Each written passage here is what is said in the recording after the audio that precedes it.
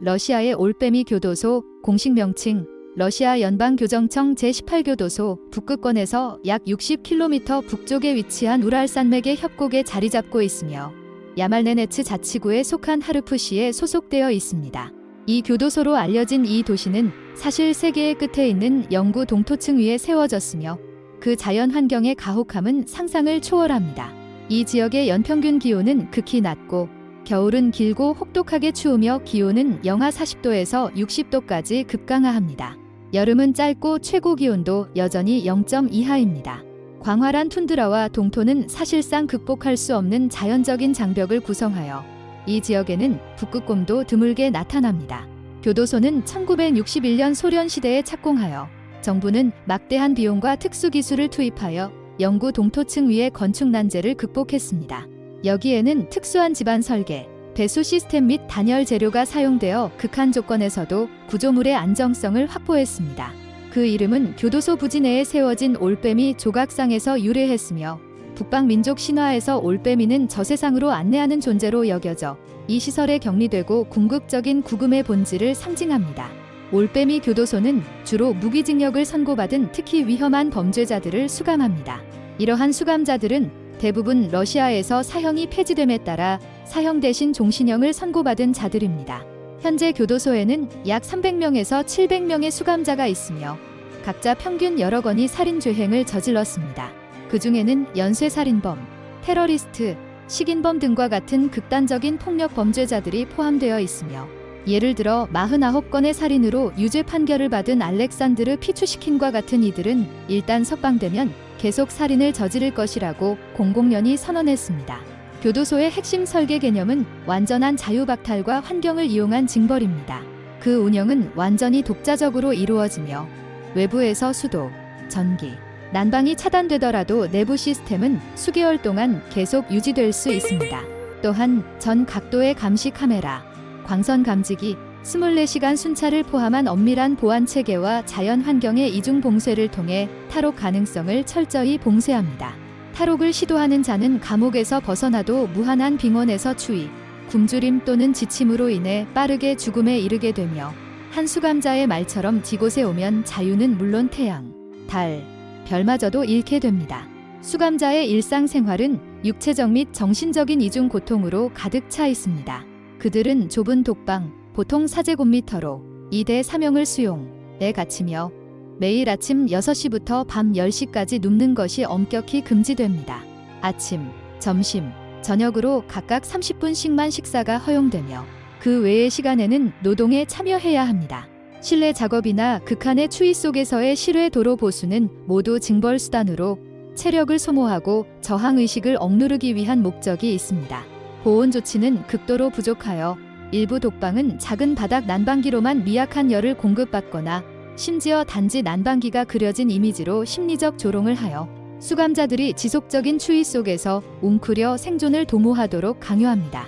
운동 시간은 짧고 억압적이며 매일 약 1시간 정도 철조망으로 덮인 콘크리트 안뜰에서 혼자 걷는 것만 허용됩니다. 대화는 엄격히 금지되고 시야도 제한됩니다. 사회적 상호작용은 완전히 금지되며 낮은 목소리로 대화해도 즉시 징벌을 불러옵니다. 장기적인 고독은 많은 수감자들이 심각한 정신적 문제를 일으키게 하여 어떤 이들은 벽돌을 세거나 팔굽혀펴기로 이성을 유지하려 하지만 다른 이들은 완전히 정신이 무너지기도 합니다. 교도소 관리 체제는 절대적인 복종과 인간성 박탈을 강조합니다. 수감자들은 독방을 출입할 때 90도로 허리를 구부리고 두 손을 뒤로 펴서 바라보며 바닥을 응시하는 자세를 취해야 하며 환경 구조를 숙실하는 것도 금지됩니다. 교도관은 매우 큰 권한을 가지고 있어 수시로 수감자의 신체와 소지품을 수색할 수 있고 규정을 위반한 행위에 대해 무력을 직접 사용하여 진압할 수도 있습니다. 당국은 제한적인 긴간적인 활동을 제공하지만 그 내용은 모두 애국주의 교화를 위한 것이지 진정한 관심이 아닙니다. 가족 면회 권한은 극도로 제한되어 있으며 형기를 10년을 채우고 규정 위반 기록이 없는 자만이 신청할 수 있습니다.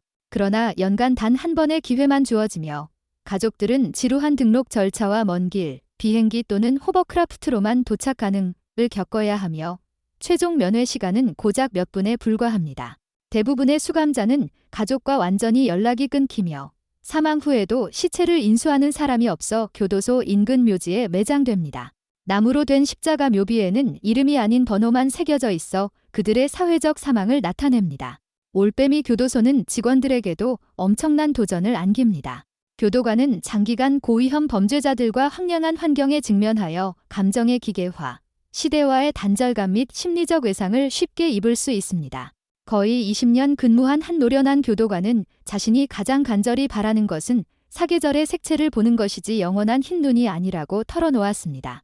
이 시설은 굴락 시스템의 현대적인 연속으로 간주되며 그 역사는 소련 강제 노동 수용소까지 거슬러 올라갈 수 있습니다.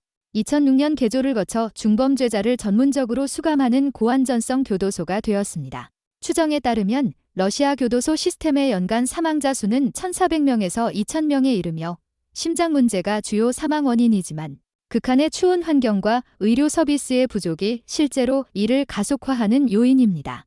올빼미 교도소의 존재는 형벌의 본질에 대한 깊은 논쟁을 불러일으킵니다.